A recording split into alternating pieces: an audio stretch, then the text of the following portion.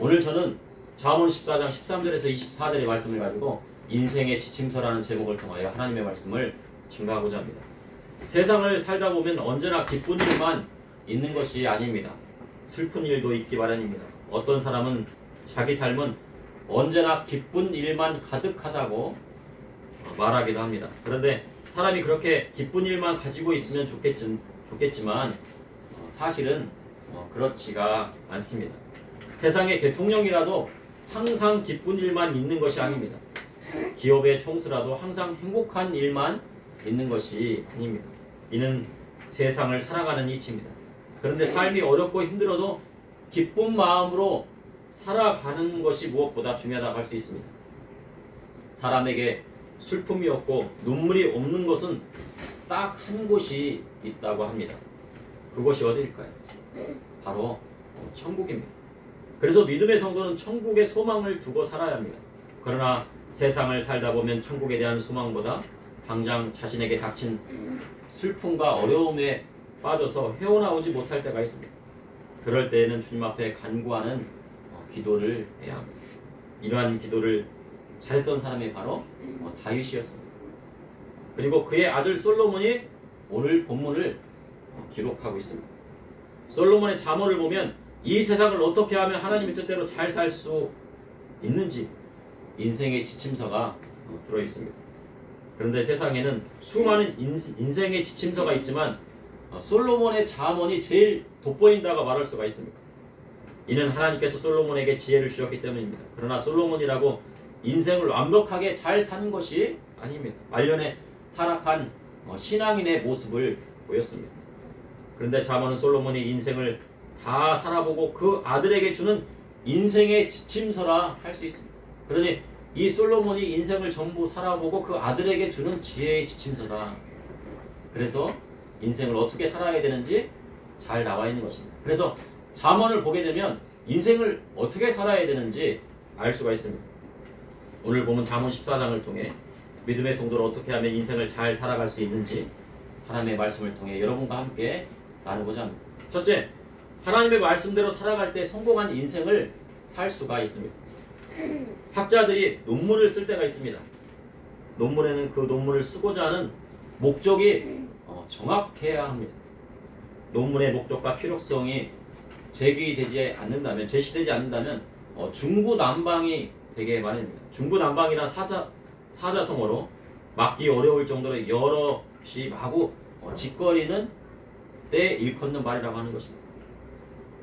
그래서 그 글을 읽는 사람을 하여금 무슨 말을 하는지 알 수가 없습니다.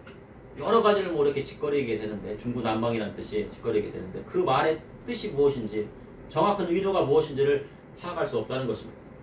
만약 논문을 100페이지 정도 썼다고 하면 좋은 논문은 딱 2줄로 요약되어야 한다고 합니다. 그러니까 100페이지를 썼더라도 그 주제나 제목이 그리고 그 뜻이 2줄 정도로 딱 요약이 되는 것입니다. 그래서 좋은 논문이 되려면 목적이 정확해야 합니다.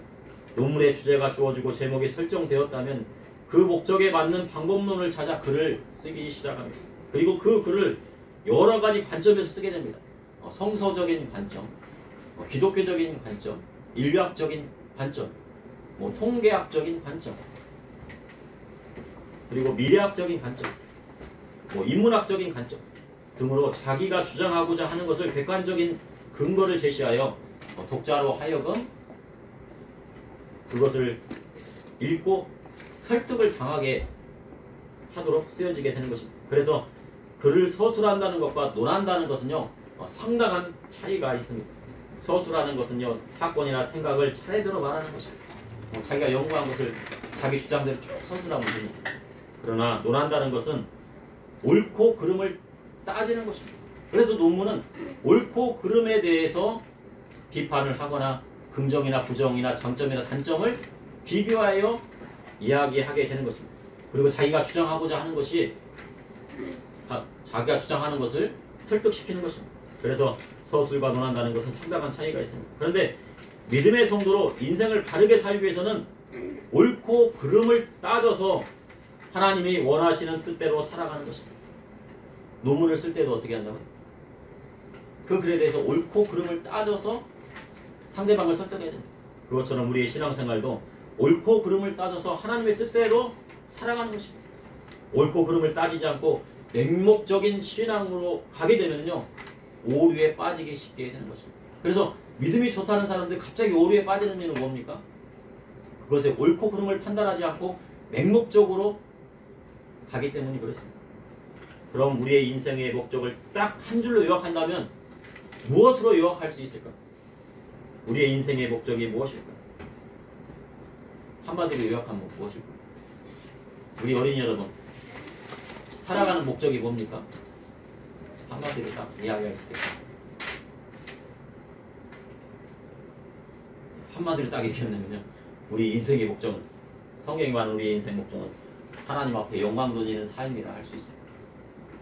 이 땅에서 하나님 앞에 영광 돌리는 삶을 살고 천국에 가서 영원히 하나님을 찬양하는 것입니다. 그래서 우리의 삶이 언제나 하나님을 찬양하는 삶을 살아야 한다는 것입니다. 그래서 다윗처럼 하나님을 찬양하는 것이 얼마나 중요한지를 깨달아 하는 것입니다. 찬양 별거 아니야 라고 생각할 수 있지만, 다윗이 쓰임받은 이유는 무엇입니까?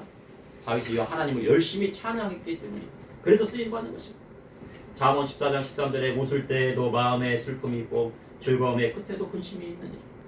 우리의 인생은 웃을 때에도 마음에 슬픔이 있습니다. 막 웃고 있는데도 그 마음 가운데 뭐가 있어요? 슬픔이 있어요. 형제들끼리 모이게 되면요, 웃음꽃이 피지만요, 돌아가신 부모님을 생각하면 슬픔이 막 있는 거예요. 우리 옛날에 우리 아버지가 있을 때는 이런 일이 있었지.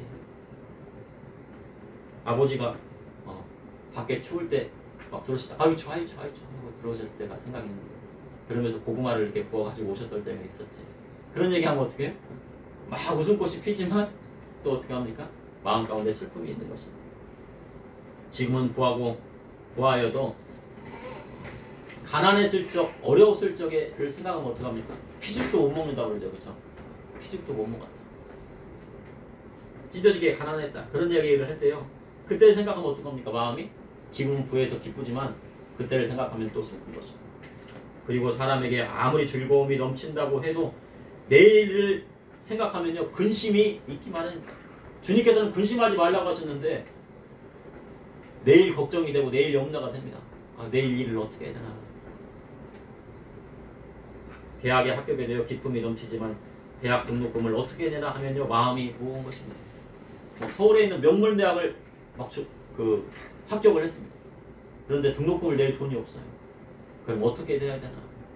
마음이 괴롭고 근심이 되는 것입니다. 세상의 모든 인생이 이와 같습니다. 한 나라도 전쟁을 하고 있다가 전쟁이 끝나면 기쁠 것 같지만요, 전쟁이 끝났다고 해서요 근심이 없는 게 아닙니다. 전쟁이 끝나면 어떻게 됩니까? 모든 것이 다 폐허가 됩니다. 그리고 그것을 어떻게 재건할 것인가 생각하면 악기 깜깜합니다. 그래서 믿음의 성도는요, 이 세상이 목표가 되어서는 안 됩니다. 믿음의 성도의 목표는 저 천국에 있는 것입니다. 그럼 우리의 인생의 목적은 무엇일까요? 다시 말해서 앞서 말했듯이 하나님 앞에 영광 돌리는 삶입니다. 그것을 가장 잘했던 사람이 누굽니까? 다윗이었습니다. 찬양하는 것이 바로 하나님 앞에 영광 돌리는 삶입니다. 하나님의 말씀대로 살아가는 것이 바로 하나님께 영광 돌리는 삶이 되는 것입니다. 그 목적을 위해서 목표를 저 천국에 맞추고 살아야 하는 것입니다. 그럼 그 목표를 이루기 위해서는 어떻게 살아가야 합니까?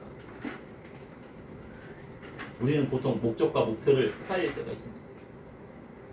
목적과 목표는요, 다릅니다. 목적을 이루기 위해서 뭐를 세웁니까? 목표를 세웁니다. 구약 성경에요, 가나안 땅, 즉 약속의 땅은 하나님 나라를 형편합니다. 그래서 약속의 땅에 들어가려면 꼭 광야 40년을 지나야 되는 것입니다.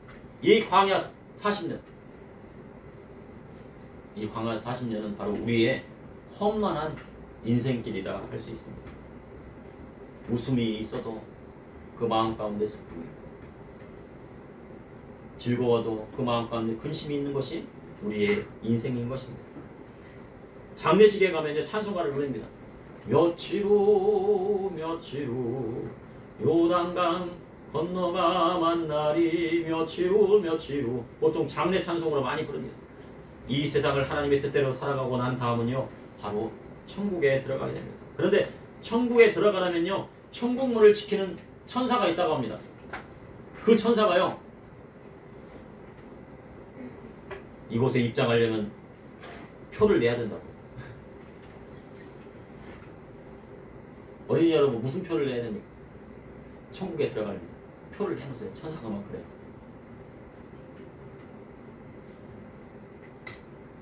나는 구원열차 예수님을 믿는 그 표가 있어야 돼요. 그 티켓이 있어야지 천국 들어가는 거예요. 티켓이 없으면 어떻게 합니까? 들어갈 수가 없어요. 그래서 예수님을 잘 믿어야 됩니다. 그 티켓은 어디에 있습니까? 예수 믿는다는 티켓이 어디에 있어요? 우리 마음 속에 있어요. 이 마음 가운데 예수 믿는지 없는지. 그래서 다른 사람이 예수 잘 믿는지 안 믿는지 거짓말하는지 알 수가 없어요. 왜냐하면 그 티켓은 어디에 있으니까요? 우리 마음 속에 새겨져 있어요. 우리 마음 가운데 예수를 믿는 것이 새겨져 있기 때문에 그 티켓이 여기에 있는 것입니다. 그것이 신비인 것입니다. 잠언 14장 14절에 마음이 굽은 자는 자기의 행위로 보응이 가득하겠고 선한 사람도 자기의 행위로 그러하리라. 마음이 굽다는 것은 마음이 삐뚤어졌다는 것입니다. 마음이 삐뚤었다는 것은요 영원히 삐뚤었다는 것입니다. 요한 3서 1장 2절에 내 영혼이 잘된 같이 범사가 잘되고 강건하기를 내가 강구하노라 합니다. 여기서 영혼이 잘된다는 것은요 마음이 올바르다는 뜻입니다. 우리가 막 영혼이 잘된다고 해서 막 그 영적으로 잘되는 걸 아는데 그것이 아닙니다. 소울이에요. 소울. 지난번에 말씀드렸죠. 마음이 잘돼야 돼요. 마음이 올바라야 된다는 것입니다.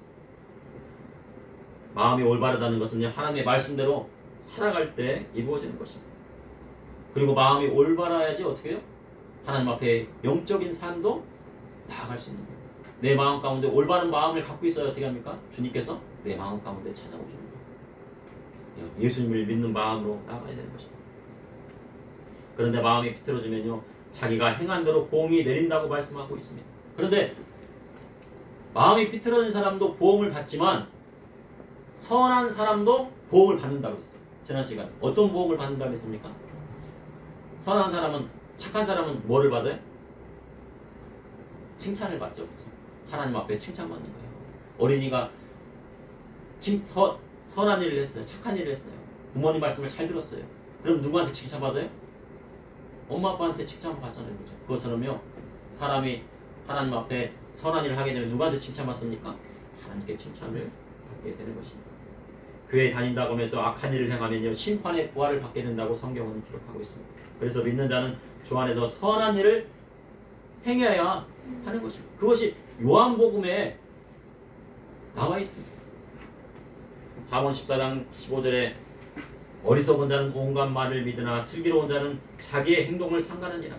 어리석고 미련한 자는 온갖 말을 믿는다고 성경은 기록하고 있습니다. 남의 말을 쉽게 받아들인다는 말을 쓸 때요 귀가 얇다는 말을 씁니다. 저 사람은 귀가 얇아. 귀가 이렇게 얇다는 것이 아니고요 다른 사람 말을 쉽게 듣는다는 얘기예요. 다른 사람 말에 쉽게 빠진다는 얘기입니다. 이는요 귀가 얇아서 다른 사람의 말을 잘 듣는데 나이가 들어도 팔랑 귀인 사람이 나타납니다. 이게 팔랑귀예요. 팔랑 하면서요 남의 말을 잘 들어요. 그래서 귀가 얇아서 다단계나 이단이나 사기꾼에게 잘 속아 넘어가기도 합니다. 그래서 나중에는 모든 재산을 누구한테 빼앗겨요? 사기꾼에게 빼앗겨요. 야 내가 시급을 많이 줄게. 시급 5만원이야. 시급이 5만원. 그래가지고 그러면 8시간이면 58에 40만 40만원. 일당을 40만원 줄 거야. 가봤더니 뭐예요? 보이스 피싱에 그 수거책이 된 겁니다. 그래서 은행에서 돈 빼다가 누구한테 그랬습니까? 경찰한테 잡힌 겁니다. 돈을 많이 준다고 하는 거는요 쉽게 주는 것이 아닙니다. 거기에는 상당한 대가가 있는 거예요. 그래서 슬기로운 자는 자기의 행동을 삼간다고 말씀하고 있습니다. 이는 무엇인가 결정할 때 깊이 생각하고 살핀다는 것입니다. 그래서 분별 있게 행동하게 됩니다. 잘못해서 이단에 빠지게 되면요 모든 재산을 탕진하고 인간관계마저 단절되게 마련입니다. 그래서 믿음의 성도는요 슬기 있는 사람이 되어야 합니다. 그러므로 성공한 인생은 하나님의 말씀대로 살아갈 때 이루어집니다. 둘째, 주 안에서 지혜로운 사람이 될 때 성공적인 인생을 살아갈 수 있습니다. 잠언 14장 16절에 지혜로운 자는 두려워하여 악을 떠나나 어리석은 자는 방자하여 스스로 믿느니라. 지혜로운 사람은 악한 일을 행하지 않습니다. 그것이 악한 일이라고 생각하면 두려운 것입니다. 왜냐하면 그 마음 가운데 하나님의 형상이 있기 때문입니다. 이 하나님의 형상은 바로 양심입니다.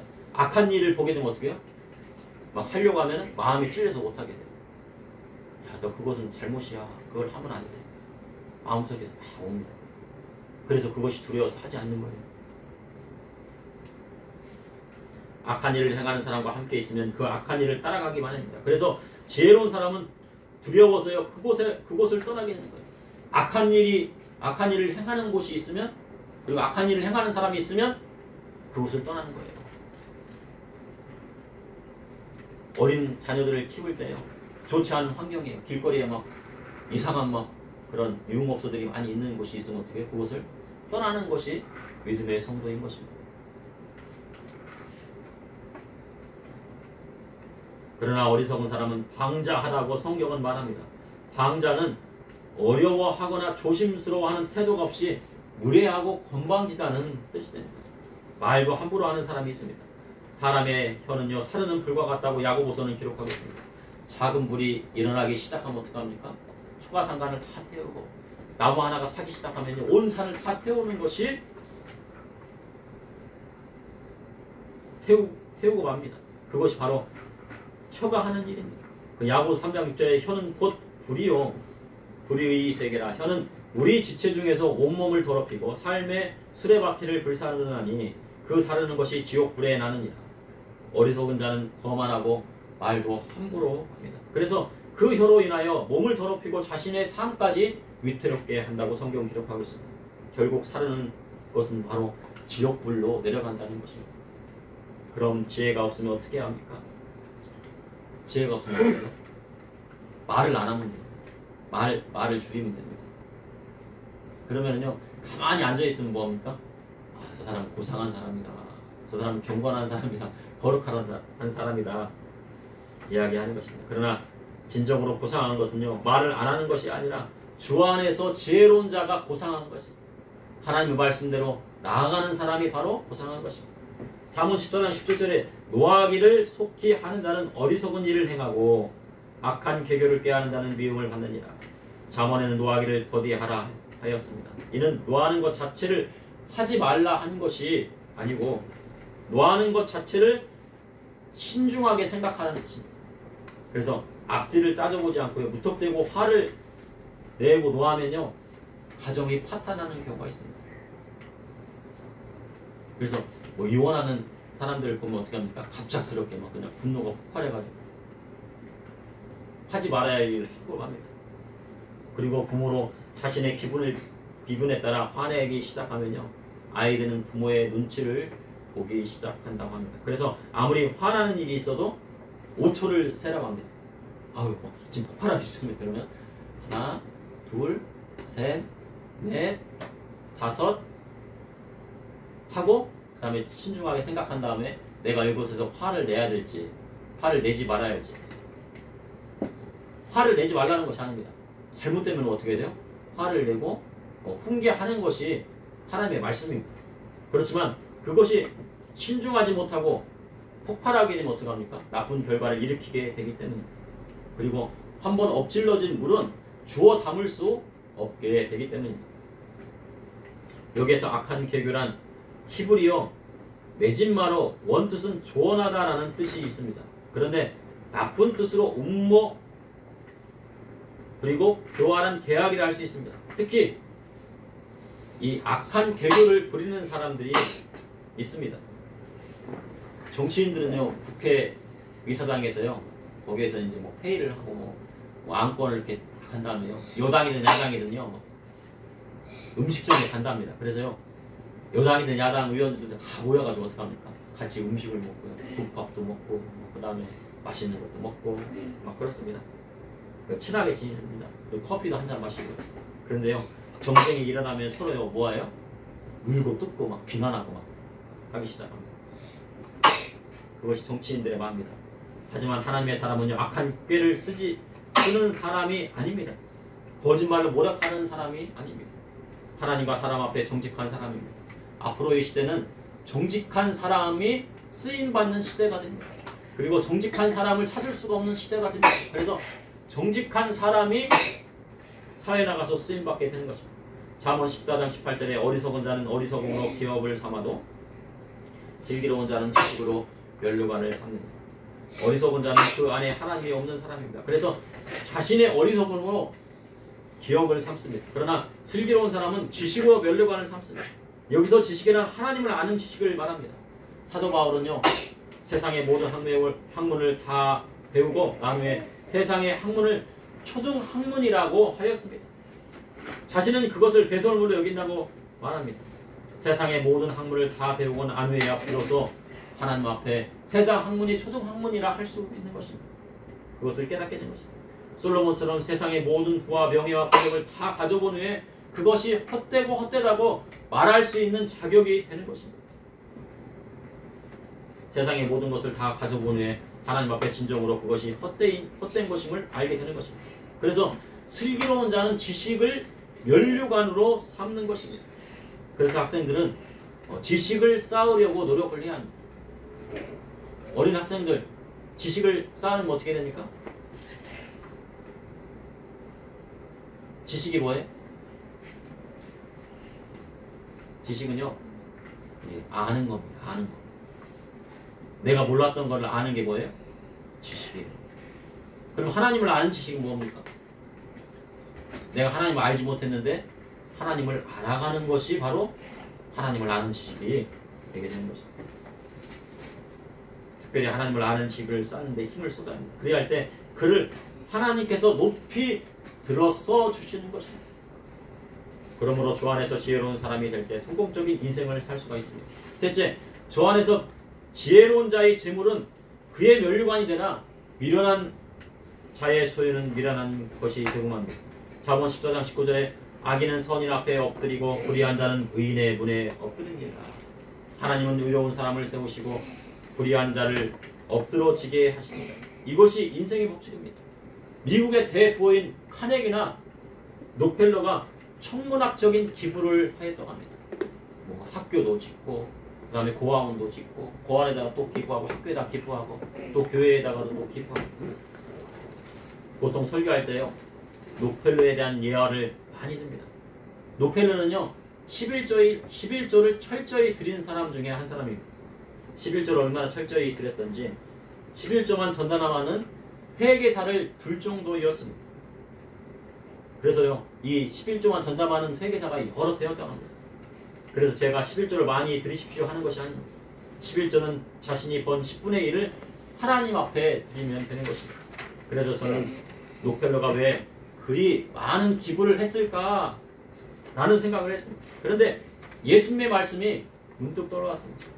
부자가 천국 가는 것이 낙타가 바늘길을 통과하는 것보다 더 어렵다고 하셨기 때문에 부자로 천국 가는 것이 정말 어렵습니다. 그래서 록펠러는 하나님께서 주신 것을 하나님 앞에 드리고 싶었던 것입니다. 록펠러는 어디 가고 싶었어요? 천국 가고 싶었습니다. 그런데 예수님께서 뭐라고 하셨습니까? 부자가 천국 가는 것이 낙타가 바늘길을 통과하는 것보다 어렵다고 하시니까요. 어떻게 해요? 주님 말씀대로 살아야죠. 그러니 낙타가 바늘길을 통과하는 것처럼 나도 한번 여기를 통과해서 천국에 가야겠다는 생각이 그 마음 가운데 들었을 것입니다. 잠언 14장 20절에 가난한 자는 이웃에게도 미움을 받게 되나 부유한 자는 친구가 많으니라. 가난한 자는요 이웃에게도 미움을 받게 된다고 성경은 기록하고 있습니다. 여기서 이웃이란요 뭐 옆집에 있는 사람이 이웃이라기보다는요 부모, 형제, 자매, 친척까지 포함되는 것이 바로 이웃입니다. 그래서 부모, 형제, 자매, 친척을 사랑하는 것이 무슨 사랑이에요? 이웃사랑이 되는 것입니다. 가까운 이웃사랑이고 먼 이웃사랑은 뭡니까? 내 나라에 있는 사람, 내 민족에 있는 사람들, 내 이웃집 이런 사람 이웃이 되겠죠. 그런데 가난하면 어떻게 됩니까? 형제라도요 그를 멀리 하려 합니다. 또 그리고요 가난하면 어떻게 됩니까? 부모라도요 부담스럽게 생각한다고 합니다. 사이가 왔는데 막 부잣집 사이가 왔어요. 그랬더니 그냥 양말도 안 신고 막 뛰어나오더랍니다. 근데 아유 가난한 사회는 어떻게 아유 맞서 쳐다보지도 않아. 아니 그런 사람도 있다고 합니다. 그래서 가난하면 안 돼요. 그래서 너무 가난하면 안 됩니다. 특히 남에게 빚지면 안 됩니다. 믿음의 성도는 남에게 빚지면 안 됩니다. 교회 다닌다고 하면서요 빚지고 형제들에게 빚 끌어 다니면요 형제라도 등 돌리는 것이 이 세상의 이치가 되는 것입니다. 그런데 만약 친형제 자매가 어려움에 처해 있으면 등 돌려야 합니까? 그것은요 하나님의 뜻이 아닙니다. 어려운 형제가 있으면 보증 서지 말고 할 수 있는 만큼 도와주는 것이 하나님의 뜻입니다. 어휴 나한테 돈이 없는데 막 빚내서까지 막 어떤 사람은 그러더라고요. 그런 사람도 있어요. 돈 좀 꺼달라고 그래요. 나 돈이 없는데 그랬더니 너 카드 있잖아. 카드를 긁어가지고 꽂어. 근데 하나님께서 카드 긁어서 꽂으라 하겠습니까? 안 꽂으라 했습니까? 예. 막 카드 긁어가지고 헌금 낼 돈이 없어요. 그랬더니 막 카드 긁어가지고 빚져가지고 헌금 낸다. 그것을 막 또 간증해요. 그거 하나님 뜻이 아닙니다. 있는 만큼 하는 것입니다. 그런데 부유한 자는 친구가 많다고 성경은 기록하고 있습니다. 부유하여 친구가 많아지면 장점도 있습니다. 많은 친구가 있으니 어때요? 많은 사람들이 막 나를 따르니까 부한 사람들한테는요 그 부한 사람을 따라다니는 많은 사람이 있어요. 그러나 단점도 있습니다. 잘못된 길로 갈 확률이 높은 것입니다. 그리고 예수님께서는 그래서 말씀하셨습니다. 어떤 소송이나 송사를 걸리게 되면 어떻게 돼요? 이 부자의 친구를 그 사람을 잡아다 끌어다 어디다가 재판장으로 끌고 간다. 그런데 가난한 사람은 어떻게 해요? 그렇지 않다고 예수님께서 말씀을 하셨습니다. 그래서 아굴의 잠언에 헛된 것과 거짓말을 내게서 멀리 하옵시며 나를 가난하게도 마옵시고 부하게도 마옵시고 오직 필요한 양식으로 나를 먹이시옵소서 고백한 것입니다.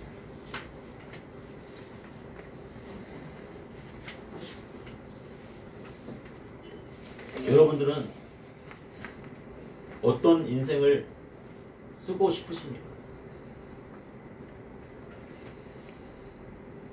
주 안에서 지혜로운 자로 인생의 글을 쓰고 싶으십니까? 아니면 미련한 자로 인생의 글을 쓰고 싶으십니까? 당연히 지혜로운 자로 인생의 글을 써나가고자 할 것입니다. 여러분들이 앞으로 살아가는 인생이 다 뭐가 돼요? 하나의 글이 될 수가 있습니다. 하나의 책이 될 수가 있습니다. 그 인생이 기록되는 곳이 어디입니까? 천국에 다 기록되어 있어요. 태어날 때부터 죽을 때까지 그 기록이 다 되어 있어요. 그래서 누구는 속일 수가 없어요. 하나님은 속일 수가 없는 거예요. 그래서 인생을 어떻게 살합니까? 하나님의 말씀대로 살아야 돼요. 그러므로 믿음의 성도가 하나님의 말씀대로 살아갈 때 성공한 인생을 살 수 있습니다. 주 안에서 지혜로운 사람이 될 때 성공적인 인생을 살 수 있습니다. 주 안에서 지혜로운 자의 재물은 그의 멸류관이 되나 미련한 자의 소유는 미련한 것이 된다고 성경은 기록하고 있습니다. 잠시 기도하시겠습니다. 사랑해 주님 오늘도 감사합니다. 오늘 잠언서의 말씀을 통하여서 아버지 하나님 우리를 깨닫게 하여 주셨사오니 주님 주 안에서 미련한 자가 되지 아니하고 오직 하나님의 말씀에 바로 서서 지혜로운 자로 이 세상을 살아갈 수 있도록 인도하여 주시고 이 세상의 인생의 글을 올바르게 써서 천국에 갔을 때에도 하나님께 칭찬받는 저와 우리 성도님들이 다 될 수 있도록 인도하여 주시옵소서. 오늘 어른 성도에부터 어린아이까지 주님 앞에 나왔사오니 은혜 베풀어 주시고 그 인생길을 주님께서 붙들어 주시고 하나님께서 모든 풍족한 것으로 채워 주시옵소서. 예수님의 이름으로 기도합나이다. 아멘.